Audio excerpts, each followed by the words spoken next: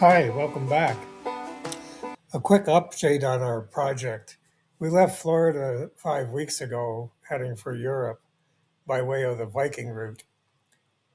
The Viking Route starts in Newfoundland, and today we're in Cape Breton.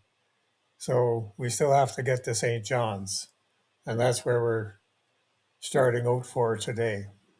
We said goodbye to our crew from Johnstown, and now my daughter Tracy and I and Gary will continue on to St. John's. First, we want to have a sleep and a swim and take a tour around Bedeck.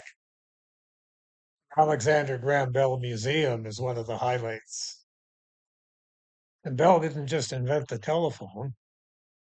At the Bell Museum in Bedeck this morning, examining some of the wonderful things that Alexander Graham Bell and his associates did. It's amazing all the different areas he was involved in with airplanes and hydrofoils and telephone. And that's the Silver Dart aircraft built by Alexander Graham Bell around 1909. It's quite a museum they have here in Bedeck. Well worth the trip. Silver Dart is an impressive craft, and it was nice for Gary to get back and see the airplane that he first trained on. It's time to up anchor and sail past the Bell Mansion and on towards the Atlantic.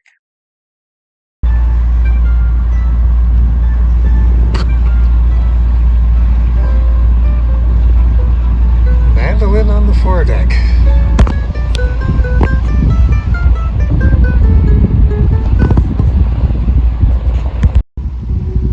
So we're motoring down the channel from Bedeck, headed to the Atlantic, and eventually over to Newfoundland. It's very picturesque along here, and I think that's Kelly's Mountain popping up in the background there, and that's where we're going today. Approaching the Seal Island Bridge. As you can see, well, it's that high, and we're that high, and we're kind of hoping that it will fit. I'm going to do a man in the street interview here. Tracy, how's it looking to you there? Look at the mass, look at the... It looks very bridge. Sketchy. Very sketchy. Okay. Fingers crossed?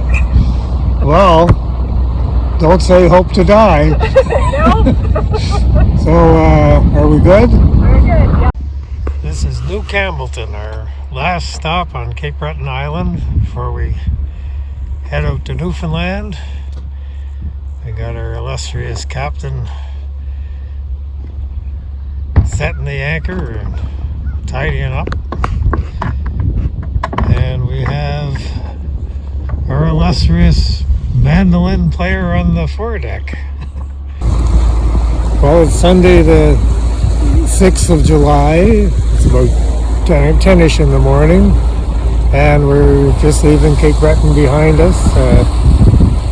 In the background there is the Grand Narrows Light, and I think we have Tracy there as well. It was the light of my life. We're under full sail, going about 8 knots. It should be 2 days to Newfoundland, so I'm pretty excited. Here we go. It's the Newfoundland Port-a-Mask ferry, the Erickson, passing by on its way to Sydney. Well, things have quieted down a little bit. We're going along at 7.5, 8.5 knots, and 19 knots of wind. It was pretty boisterous there for a while when we had the Genoa up, and we were cranking off 10 and 11 for quite a while. So we've made about 100 miles so far today. It's not half over yet. And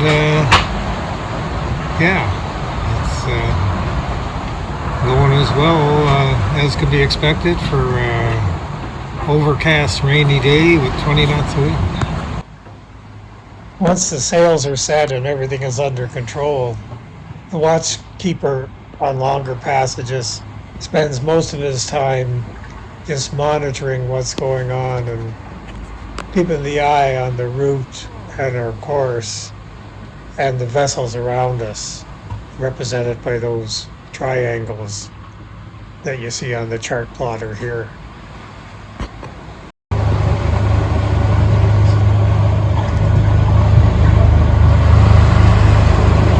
So this is the difference between the ocean and Lake Winnipeg. The long rolling swells. Lake Winnipeg is much shorter and sharper. These are 6-7 feet, but they're very well spaced. For all you mathematicians out there, this is another case of 2/3 of the crew being half awake. It's a lovely day out here. We're about 100 miles from Trepassey, maybe 110 maybe, and making moderate time under motor sailing. We did sail for the first 26 hours, and that was excellent progress and a happy place to be, although it was quite rolly for a while. So we're making good time and moving along.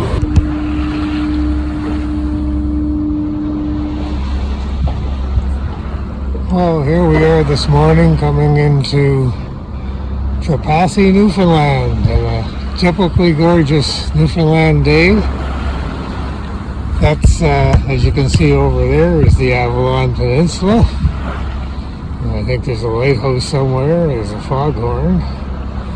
But we're just glad to be here.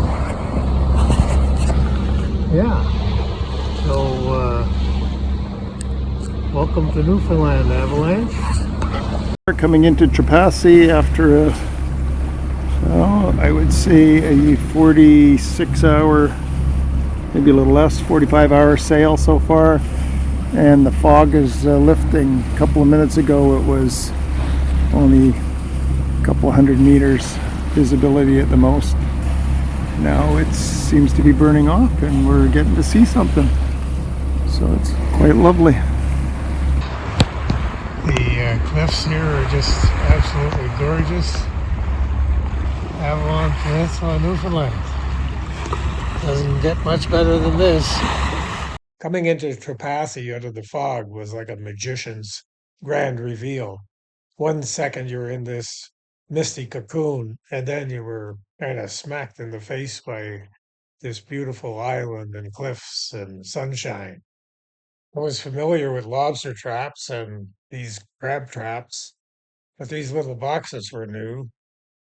A local fisherman explained to us that they were for catching snails, one of the major crops in the area. Much rarer in the area are these tow snails. Only 10 are known to exist. Thanks to Gary and Tracy, I'm safely in Newfoundland, and we're sure impressed with what we found so far. The geography, people, and places are magnificent. Next time, we'll continue on to St. John's with a couple of really interesting stops along the way. Way over there is somebody's big yacht. I wonder who's having more fun, them or us.